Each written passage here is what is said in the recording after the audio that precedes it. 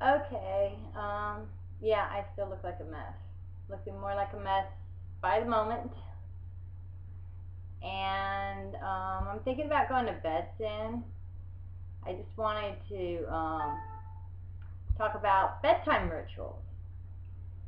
See, my cousin, she's having a baby, and it's her first one. And it's time to start thinking about what kinds of traditions do you want to have with your children. So first I think back to when I was a kid, before my parents split up. So I'm going back a long time because my parents like split up like that, okay? But I remember my mother used to sing um, before she became evil or something. She used to she'd sing all these songs, but the one I remember is Que Sera. Que Sera, Sera. Whatever will be, will be. And so that like stuck into my head forever. And I got this idea that I could just do whatever I wanted when I grew up. And it was kind of weird because as I got older, it's like everything I suggested I wanted to do, she was telling me I couldn't do.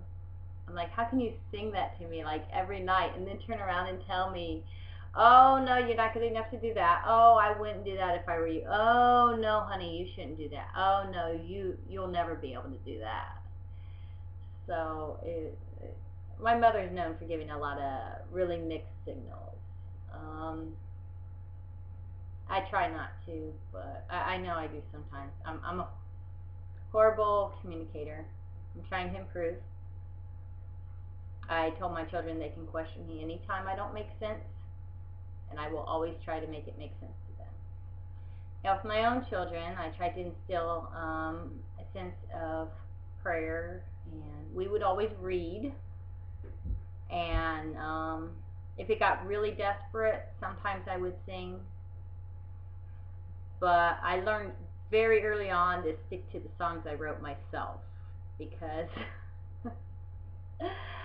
as I said before, I'm not really that musically inclined. I'm a writer. I can write. My daughter can sing like a little songbird. Um, she's actually publicly performed one of my songs at a talent show at our church. Gosh, like 4.5 years ago. It's pretty cool. She got standing ovation, and when they asked her who wrote the song, she was like, my best friend, and she's right there. So 4 years ago, I was my daughter's best friend, and now I'm just that wacky person she calls mom. You gotta love those teenage years. Gotta love it. But anyway, she still reads her Bible before she goes to bed, and all my kids read before they go to bed. I can't say they're all reading their Bibles, but they're all reading. So, okay, I got one thing right. I don't think anyone sings them to sleep anymore.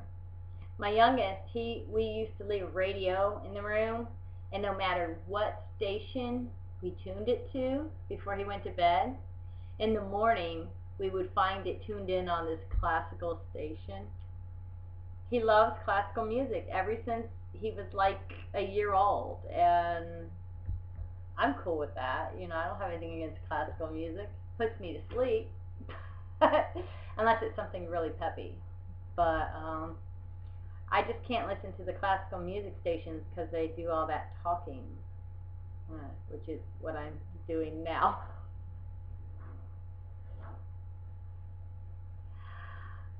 But anyway, so yeah, bedtime rituals. I was always told not to give kids sugar at bedtime, but I found that if you give them sugar about an hour before bedtime, just a little bit, they get wound up really good, and then they crash. Bam! And that crash is nice.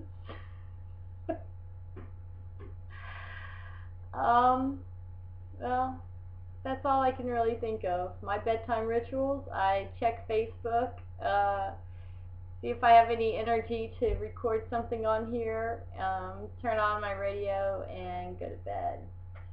Music. I used to listen to a lot of love songs when I was a kid, and now I'm hooked on contemporary Christian music. I like Casting Crowns, Mercy Me, Sanctus Real, and right now I'm really hooked on Josh Wilson's latest one, I Refuse. I like songs that either I can identify with them, which is I guess what happened with all the love songs is I can no longer identify with them. But I need something I can identify with. I listen to a little bit of country, and I went through my Spanish phase too. But I was dating a Hispanic guy at the time, and we would go dancing down on the pier at, when I was in Cisco. You'd be dancing salsa. No, I'm not any good at it, and these days my knees and ankles are a mess. Although my brother did pull me out and make me do the Cotton Eye Joe at his wedding. I don't think that's ever going to happen again. But yeah, I like listening to the station. It's called The River, and it always has something really positive and uplifting, and I think that helps. You see, the stuff that we put into our brains during the day, I think it kind of affects how we sleep and how we think and how we feel the next morning. So I like to go to sleep listening to some positive, uplifting music. So one thing I will not do is go to sleep with the television on. I don't even watch television. YouTube is my television now. I used to never watch YouTube. I never went on YouTube, but then I had this project. And I actually had to go on YouTube. I was like, oh gosh. I didn't want to do it. I hated the class. The instructor was cool, but I hated the class. I only took it because it fit into my schedule and I needed a GC for contemporary issues. But, so now that we got this vlog thing going on, I watch Ray Ray Mommy Dear. That's my favorite show. Although, what is it? Duchess Pink Bunny is pretty entertaining. Yeah. I don't know, Ray Ray. You might want to keep having her come. I'll see if I can get a guest on mine. My friend, she likes watching this stuff. She says it's pretty entertaining. So I'm going to think about going to a party with her tomorrow night and see if she wants to guest on here.